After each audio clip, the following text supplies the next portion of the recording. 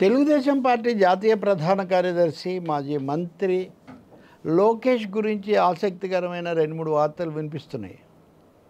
ఒకటి, చాలా రోజులుగా అనుకుంటున్నదే, ఎన్డీఏ సభలు ఇన్ని జరుపుతున్నప్పటికీ పవన్ కళ్యాణ్, చంద్రబాబు నాయుడు, పురంధేశ్వరి వీళ్ళు కనిపిస్తున్నారు, కానీ ప్రధాని మోదీ వచ్చినప్పుడు కూడా లోకేష్ ఎందుకు కనపడలేదు? దీని మీద ఎవరికి తోచిన వివరణలు వాళ్ళు ఇచ్చారు. లోకేష్ తెలుగుదేశం క్యాడర్తో టచ్లో ఉండడానికి వాళ్ళ కోఆర్డినేషన్కు ప్రాధాన్యత ఇస్తున్నారని కొంతమంది అన్నారు. కాదు, మంగళగిరిలో గతసారి ఓడిపోయారు, ఈసారి ఫుల్ కాన్సన్ట్రేషన్ చేస్తున్నారు, ఇంటింటికి తన మెసేజ్ పంపించి ఎలాగైనా అక్కడ గట్టెక్కాలి, లేకపోతే తెలుగుదేశం భవిష్యత్తు, ఆయన భవిష్యత్తు కూడా ఇబ్బందిలో పడతాయి, అందుకని ఆయన అక్కడ శ్రద్ధ పెడుతున్నాడు అన్నారు. రాజకీయాలు ఇవన్నీ సహజమే. మూడోది, లోకేష్ కనుక రంగంలో ఉంటే చంద్రబాబు తర్వాత నెంబర్ 2 ఎవరు? ఇలాంటి ప్రశ్నలు వస్తాయి. లోకేష్ను సమానంగా చంద్రబాబుతో సమానంగా చూపిస్తే జనసేన అధ్యక్షుడు పవన్ కళ్యాణ్ను తక్కువ చేసినట్టు అవుతుంది. రెండోది, 3 పార్టీలకు 3 నాయకులు అయినప్పుడు ఇంకో నాయకుడు అదనం అవుతాడు. ఈ కారణం వల్ల కూడా లోకేష్ తనకు తను స్వచ్ఛందంగా దూరంగా తిరుగుతున్నారు అని. ఉదాహరణకు చిలకలూరుపేటలో ప్రధాని పాల్గొన్న సభలో లోకేష్ లేరు, కానీ ఆ సభకు ముందు జరిగిన భూమి పూజకు ఆయన హాజరయ్యారు. ఇట్లా అన్నమాట. లోకేష్ ఫ్యాక్టర్ ఒక చర్చగా ఉంది. మొత్తానికి ఆయన లేడు అనేది ఆయన కనిపించట్లేదు, ఏదో కారణాలు ఉన్నాయి, బలమైనవని అందరూ వ్యాఖ్యానిస్తున్నారు, భావిస్తున్నారు. ఇదంతా అయింది. సరే, లోకేష్కి అంత ప్రాధాన్యత ఏముంది, లేకపోతే నేనేదో అనుకుంటున్నానని కాదు, రాజకీయ చర్చ నేను చెప్తున్నాను. ఇలాంటి సమయంలో చాలా ఆసక్తికరంగా లోకేష్ తమిళనాడులో కోయంబత్తూరులో బీజేపీ రాష్ట్ర అధ్యక్షుడు అన్నామలై తరఫున ప్రచారం చేయడానికి వెళ్ళారు. కోయంబత్తూరులో తెలుగు వాళ్ళు ఎక్కువగా ఉంటారు అనేది ఒకటి, కానీ అదే సమయంలో ఈయన తమిళంలో మాట్లాడారు అక్కడ. బహుశా చిత్తూరు జిల్లాకు చెందిన లోకేష్కు తమిళం కూడా రావచ్చు, మద్రాసు తాతగారు ఇవన్నీ ఉన్నాయి కదా. కాబట్టి తమిళంలో ఆయన మాట్లాడడం, చిత్తూరు జిల్లాలో తమిళం సాధారణంగా వస్తూ ఉంటుంది.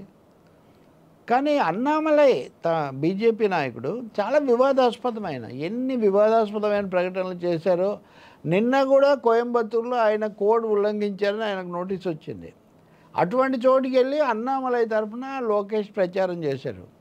దీంట్లో విశేషం ఏంటి అంటే, ఎన్డీఏ తరఫున ప్రచారం చేయడం ద్వారా జాతీయ స్థాయిలో లోకేష్ పాత్ర వహించటం. జాతీయంగా ఒకవేళ రాష్ట్రంలో అధికారము తీర్పు ఎలా ఉన్నా సరే, కేంద్రంలో ఎలా అయినా ఎన్డీఏ ప్రభుత్వం వస్తే దాంట్లో చోటు సంపాదించాలని తెలుగుదేశం భావిస్తుంది.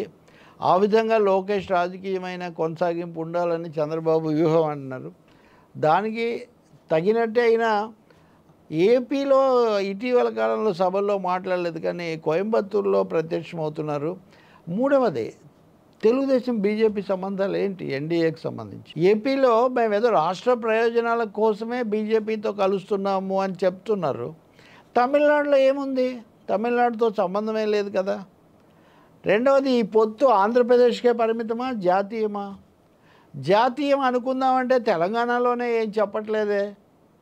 వాళ్ళ పార్టీ అధికార ప్రతినిధి ఒక ఆవిడ అయితే చెప్పినట్టుగా కూడా నేను ఎక్కడో వార్త చూసా, బీజేపీతో మా పొత్తు ఆంధ్రప్రదేశ్కే పరిమితము, తెలంగాణలో మేమేమీ చేయడం లేదు, మేము ఎవరిని బలపరచడం లేదు అని. ఇక్కడ ముఖ్యమంత్రిగా ఉన్న రేవంత్ రెడ్డికి తెలుగుదేశం పార్టీ పూర్వాశ్రమంలో ఉన్న సంబంధాలు అందరికీ తెలుసు. ఆ కారణం వల్ల కావాలని దూరంగా ఉన్నారా తెలీదు. కానీ ఏపీలోనే బీజేపీ వాళ్ళు ఫిర్యాదులు అనేకం తెలుగుదేశం మీద ఇస్తూ నాయకులు దూరంగా ఉంటే, తెలంగాణలో మేము వాళ్ళని బలపరచడం లేదని దాదాపు వాళ్ళు అధికారికంగా చెప్పటం మనం గమనించదగింది. మంచిదే, బీజేపీని ఎలా అయినా బలపరచాలని నేనేం చెప్పడం లేదు, కానీ తెలంగాణలో బలపరచని సమయంలో లోకేష్ తమిళనాడులో వెళ్ళి ప్రచారం చేస్తున్నారు. సో ఈ విధానాల్లో పొంతన లేని పరిస్థితి ఎలా ఉందనేది ఒకటైతే, మూడవది, రాష్ట్ర ప్రయోజనాల కోసం అన్నది కాస్త బీజేపీ యొక్క తమిళనాడులో నిజానికి సనాతన ధర్మాన్ని డిఎంకే వ్యతిరేకిస్తే సనాతన ధర్మం అనే మంత్రమే పట్టుకొని కూర్చుంది బీజేపీ. అలాంటిదాన్ని అక్కడికి వెళ్ళి సమర్థించటం లోకేష్, పైగా ప్రచారం కూడా చేసి పెట్టడం, ఇది ఎలాంటి మెసేజ్ ఇస్తుంది? ఏపీలో ముస్లింలు మైనారిటీలు మమ్మల్ని చూసి ఆందోళన పడక్కర్లేదు, బీజేపీతో కలిసినా అని 1-2 సార్లు భరోసా ఇస్తున్న తెలుగుదేశం ప్రధాన కార్యదర్శి, జాతీయ ప్రధాన కార్యదర్శి తమిళనాడు వెళ్ళి మరీ బీజేపీ అభ్యర్థిని బలపరచడం, బీజేపీ విజయం కోసం తాను రంగంలోకి దిగడం దేన్ని సూచిస్తుంది? దీని ప్రభావం పడదా? ఇది నేను చెప్తున్న రెండో అబ్జర్వేషన్. మరి భవిష్యత్తులో కూడా మిగతా చోట్లకి వెళ్ళి ఇలాగే ప్రచారం చేస్తారా? మోదీ నాయకత్వాన్ని, బీజేపీ జాతీయ నాయకత్వాన్ని ఇంప్రెస్ చేయడానికి ప్రయత్నిస్తారా? తెలీదు. కానీ అక్కడ చేసేవన్నీ కూడా ఇక్కడ బెడిసి కొడతాయి అన్నది మటుకు ఖాయం. ఇక మూడోది, వీటి మధ్యలో ఒక వార్త, లోకేష్ ఫోను ట్యాప్ జరుగుతోంది, అందుకని మీరు జాగ్రత్తగా ఉండండి అని యాపిల్ ఐఫోన్ నుంచి ఒక మెసేజ్ వచ్చింది అని దీని మీద ఆ పార్టీ మాజీ ఎంపీ అలాగే సీనియర్ న్యాయవాది ఈ కనకమేడల రవీంద్ర కుమార్ అని ఆయన ఒక ఫిర్యాదు చేశారు. కానీ వాస్తవం ఏంటి? లోకేష్కి ఏమొచ్చింది మనం ఏం చూడలేదనుకోండి. కానీ ఇది నిన్న అన్ని పత్రికల్లో వచ్చిన వార్త. Apple iPhone users in India and 91 other countries, ఇంకా 91 దేశాల్లో receive alerts on mercenary spyware threat. 91 దేశాలు, భారతదేశం కాకుండా ఏదో చొప్పించారు, పెగాసిస్ లాంటిది ఏదో ఒక పరికరం చొప్పించి మీ ఫోన్ను హ్యాక్ చేస్తున్నారు, జాగ్రత్తగా ఉండండి అని మొత్తం 91 దేశాల్లో ఉన్న ఐఫోన్ యూజర్స్ అందరికీ వాళ్ళు పంపించారండి.